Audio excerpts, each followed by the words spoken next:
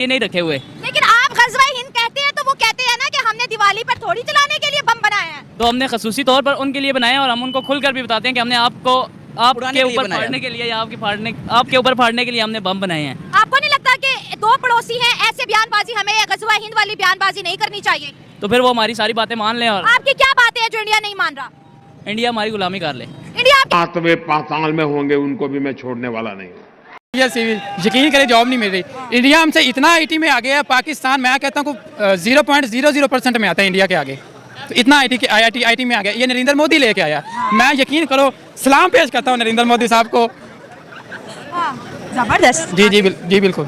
तो पाकिस्तान इंडिया के मुकाबले में कुछ भी नहीं है, ना टैलेंट के हवाले से, ना जॉब इंडस्ट्री के हवाले से, ना एजुकेशन के हवाले से, किसी भी चीज़ से इंडिया से आगे नहीं है। आप इंडिया की तारीफ करें, यहाँ पे कोई इंडिया की तारीफ करे उसके बोलते हैं ये एंटी पाकिस्तानी बात कर रहे हैं। नहीं, जो बात देख लें, पता नहीं है बंदर की तरह उधर आम खा रहा था निकर पहन के, ठीक है, ईद पे।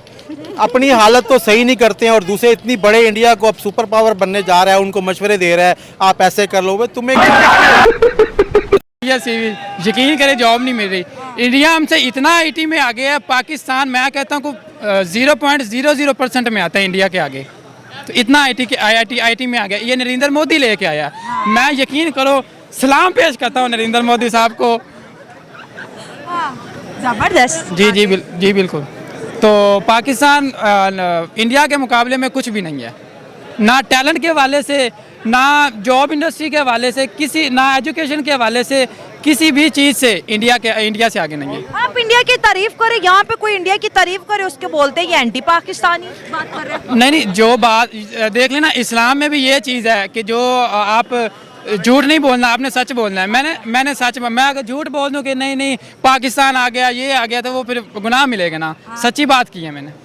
अच्छा, तो वो वीजा के बगैर यहाँ पर आ सकते हैं? जी बिल्कुल, कोई भी आ सकता है, कोई भी आ सकता है। ये तो आइन की खिलाफ वर्जी है ना। कौन सा आइन? कौन सा आइन? पाकिस्तान का आइन। कौन सा? मैंने तो नहीं पढ़ा आइन पाकिस्तान का। वहाँ पे तो लिखा हुआ है जिसके पास पैसे हैं वो कुछ भी कर सकता है। अच्छा जी। अपने डिफेंस मिनिस्टर को पता नहीं है बंदर की तरह उधर आम खा रहा था निकर पहन के, ठीक है, ईद पे। अपनी हालत तो सही नहीं करते हैं और दूसरे इतनी बड़े इंडिया को अब सुपर पावर बनने जा रहा है, उनको मशवरे दे रहा है आप ऐसे कर लो। तुम्हें क्या तकलीफ है भाई? आप वो इंडिया जाने और कश्मीर जाने।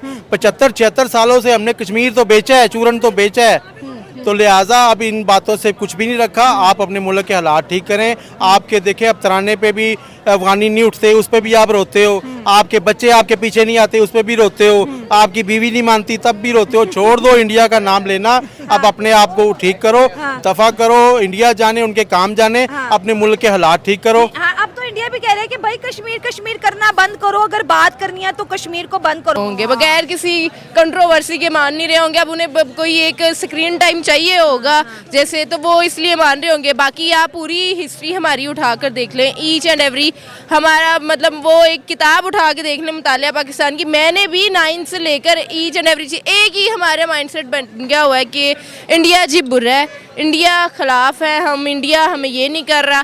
अब सिर्फ मेरा आपसे सवाल है, अब नहीं कश्मीर की खबरें आती, मैं नहीं देखती। अब कश्मीर कहाँ चले गया? अब कश्मीर की कोई खबर नहीं है।